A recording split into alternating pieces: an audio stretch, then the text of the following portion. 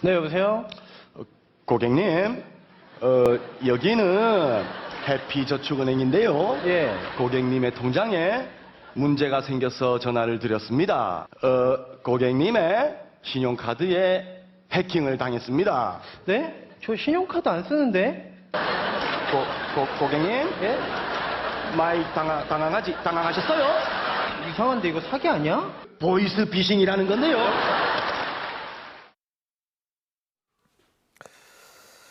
예, 보이스피싱 하시면 제일 먼저 떠오르는 것들이 어떤 것들이 있는지 모르겠습니다만 방금 보신 것처럼 이 어눌한 연변 사투리 그게 아닐까 싶은데 말이에요. 하지만 최근에 보이스피싱은 그 모습이 아주 다른 모습으로 바뀌었다고 합니다. 이번 주 여러분께서 몰랐던 보이스피싱의 모든 것 제2편 살펴보겠는데요.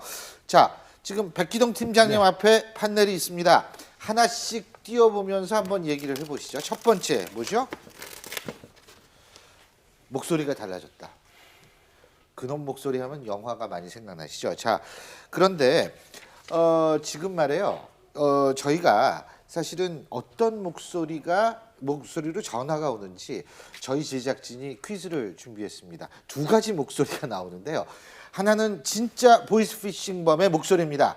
또 하나는 저희 YTN의 기자분의 목소리입니다. 어떤 목소리가 진짜 보이스피싱범의 목소리인지 여기 계신 네 분과 우리 그리고 집에서 보시고 있는 시청자 여러분도 함께 한번 맞춰주십시오. 자, 여러분 앞에 1번 번호 있죠? 자, 이거 한번 지금부터 나올 테니까요.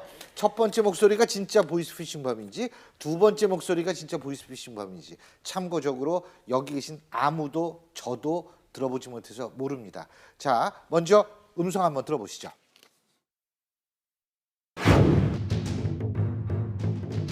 지금 명의도용 관련돼서 이 사건의 유력한 용의자인 그 최동철이라는 사람이 있는데 혹시 최동철이 관련해서 기존에 뭐 알고 있던 사람입니까? 이번 명의도용 관련해서 이번 사건의 유력한 용의자인 최동철이라는 사람이 있는데 혹시 그 최동철이 기존에 알고 있던 사람입니까?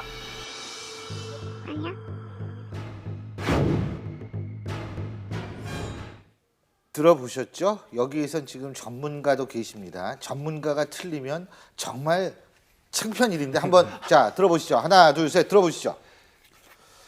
지금 팀장님만 2번을 들으셨고 나머지는 1번을 들으셨습니다. 자, 일단 먼저 왜 1번을 선택하셨는지 간단하게 말씀해 주시죠. 이거는 뭐 이유를 논리를 대라면 못 되고요. 그런 것 같습니다. 그런 것 같다. 우리 최덕원 평론가님. 이 수사 방식이 예. 진화하면은 범죄 수법도 예. 진화하기 마련인데 예. 아주 세련된 말씨에 조선적이 아닌 한국에 있는 분이 예. 말단에서 이런 전화를 건 것 같아요. 예. 그리고 우리 팀장님은 네. 그 사실은 1번일 가능성이 높다고 생각을 했거든요. 굉장히 유창한, 요즘은 유창하게 한국 표준어를 사용하는 게 이제 보이스피싱 범이거든요. 예.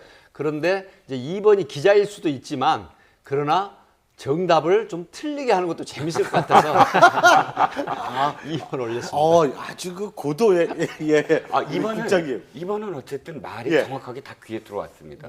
기자라면 방송 기자라면 어쨌든 말의 분절이라든지 예, 의미라든지 이것들을 확실하게 전달하는 연습이 돼 있을 것 같아서 어허. 2번을 택했습니다. 역시 국장님이십니다. 예. 그래서 2번. 2번. 그러니까 2번은 기자다. 기자 1번. 1번을 택하셨다.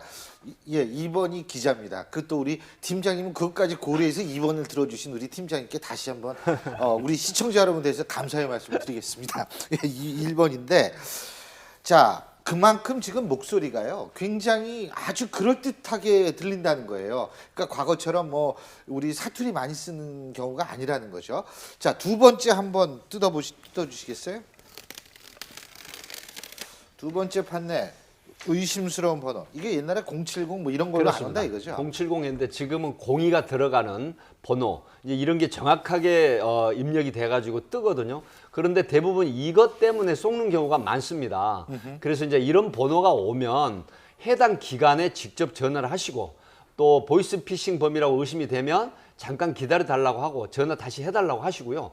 그 다음에 전화를 하면 됩니다. 해당 기간에. 그런데 해당 기간에 알려준 대피 번호나 그런 번호하고 틀리는 경우가 있습니다. 이럴 때는 보이스피싱 범이다라고 생각을 하시고 속지 않으시면 됩니다. 근데 진짜 6자 들어가는 번호가 많이 오는 것 같아요. 제 경험으로 봤을 때는. 자, 그리고 세 번째, 우리가 이거 편견이거든요. 예. 그 실제로 좀 연세가 있으신 분들이 많이 당할 것 같은데 당해보신 적 있어요? 저도 어쨌든 전화는 많이 받았어요. 전화 많이 받죠. 예, 저도 예. 많이 전화 받아보셨죠? 예, 많이 받았습니다. 그죠? 네, 한번 받아봤어요. 예. 받아보셨죠? 예, 받아봤습니다. 예, 그럼요. 이 경찰 뭐 판사 하셨던 다 이렇게 봤는데 당연히 저도 많이 받아봤죠. 근데 실제로 피해는 20, 30대 그렇습니다.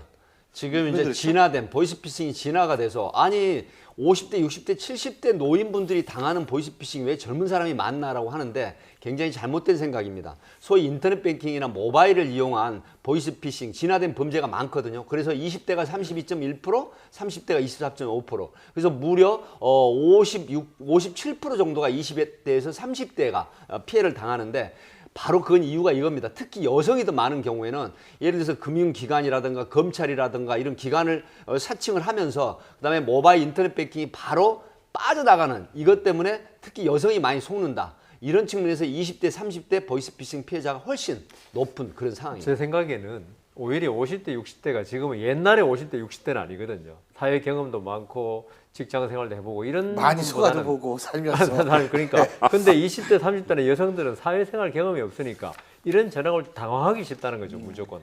그래서 제 생각에는 혹시 이들을 집중해서 노린 게 아닌가. 그리고 또 한 가지 이유가 있습니다. 60대, 70대로 올라갈수록 보이스피싱 범죄가 적은 이유는 바로 가지고 계신 돈, 용돈이 없습니다.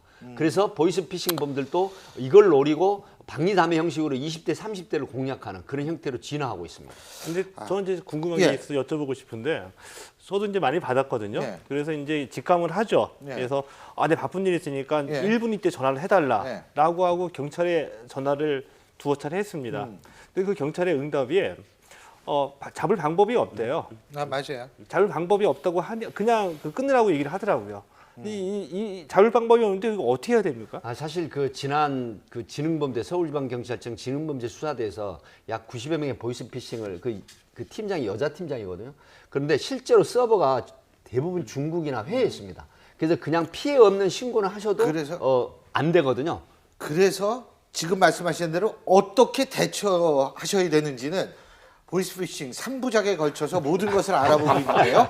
자, 다음 주 마지막 3편에서 보이스피싱 제대로 알고 대처하는 방법 말씀을 드립니다. 자, 다음 주에 그러면 보이스피싱 저희가 또 얘기를 해보고요. 여기서 우리 최동호 평론가님을 보내드리겠습니다. 오늘 좋은 말씀 감사합니다. 네, 고맙습니다. 고맙습니다.